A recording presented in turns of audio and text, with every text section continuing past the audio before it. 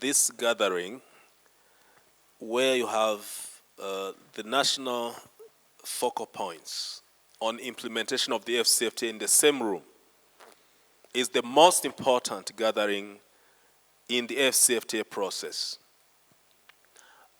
We used to have in the room chief negotiators, and chief negotiators were there to safeguard national interests.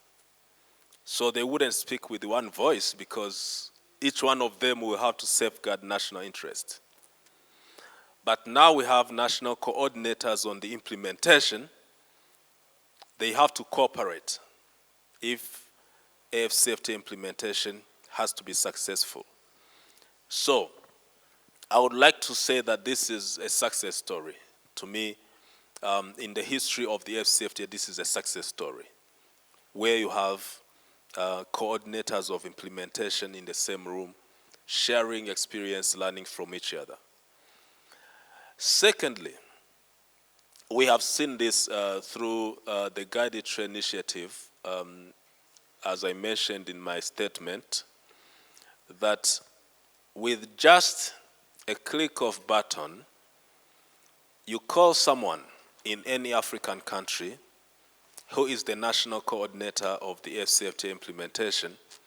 You tell them there is a challenge with one SME that has imported goods from this country to this country. Can you please find out what is going on? And that person will be able to speak to the Revenue Authority. That person will be able to speak to the Bureau of Standard. That person will be able to speak to any other national institution that is in charge of clearance and facilitation of clearance of the goods. So that's how important this framework is for AfCFTA implementation. We are always reminded that the success of the AfCFTA will have to be informed by the measures that are put in place at national level, then regional level, then we'll be able to see the results at continental level. So we would like you to share with us how Egypt is engaging all the private sector to ensure that the AfCFTA implementation is inclusive, responsive, and sustainable. Thank you so much. First, I would like to inform everyone the importance of an FTA on our tables. We have concluded before a partnership between Egypt and the EU, including an FTA. Before the FTA with the European Union, Egypt and Europe, we were about 13 to 14 billion US dollars trade. Now we are 30 billion US dollars trade after the FTA with Europe, and not only doubling our exports to the European Union, but 250% increase after implementing the FTA with Europe. Same with Turkey. We had an FTA with Turkey. Now, after the FTA concluded with Turkey and fully implemented, we are 230% increase in our exports to Turkey, and our bilateral trade jumped from 2 billion US dollars to 7 billion US dollars. This is the importance of an FTA. An FTA, COMESA, if we are talking about the COMESA, we more than doubled our exports after having our FTA among the COMESA countries. So it's very important to have and to be convinced about fully implementing our FTA. For UNDP, would like you to share with us, having listened to even the challenges that are being faced by state parties, whether you are putting in place any peer learning methods that can be leveraged to facilitate trade integration and cooperation among African countries. You have the floor.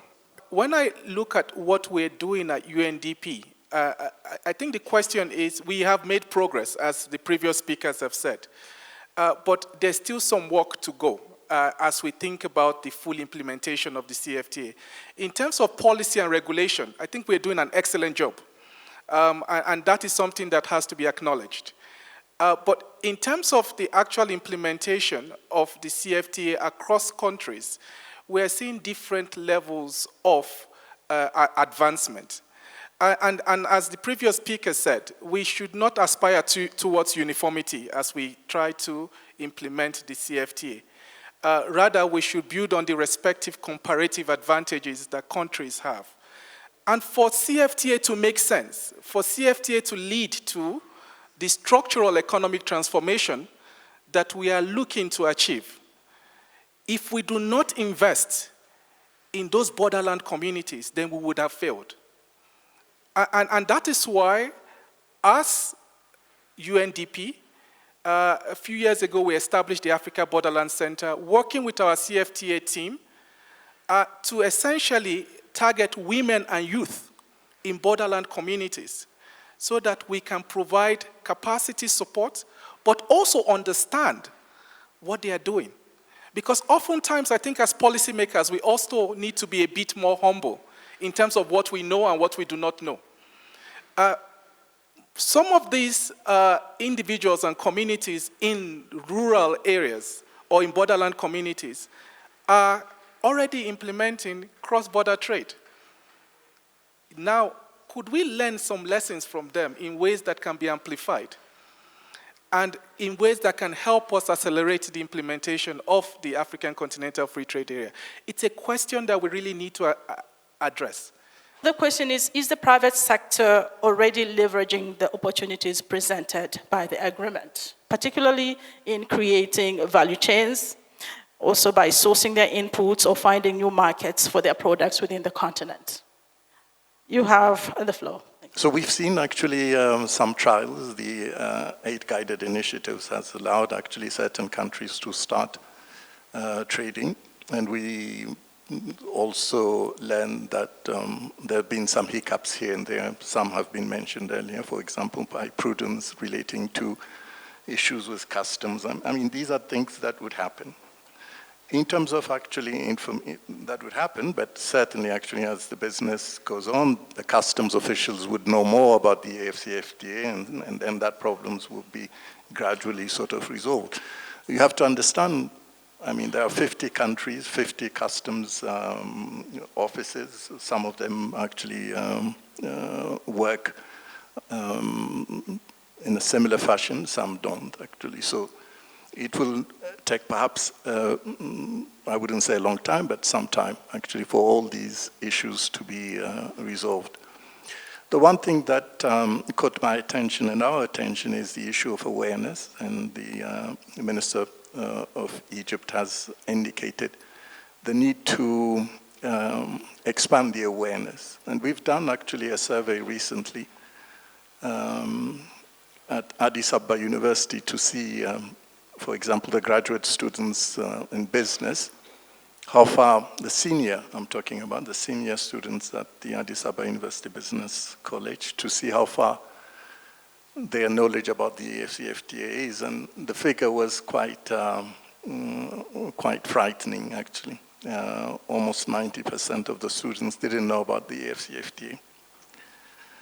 And that's where the peer learning actually can come. I think schools and universities actually should start really taking the AfCFTA as part of their, perhaps not curriculum, but also as part of their equipment to provide the information and the experiences that the countries are going through, so that when they graduate, actually, it will be easier for them to integrate and to also take part in this experience.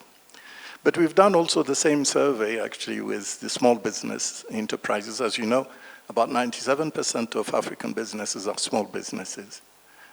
And the survey there shows that only 32% of the small businesses actually know about the AfCFTA.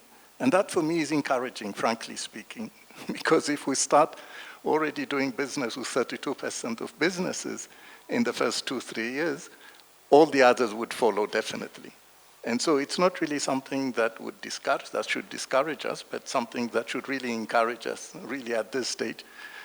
To a great extent, the active part of the small businesses are somewhat knowledgeable about the AfCFTA. And one thing that I've experienced actually in my travels, for example, when I travel to Egypt, since we have the minister here, the one question that comes to me is, when is this thing starting?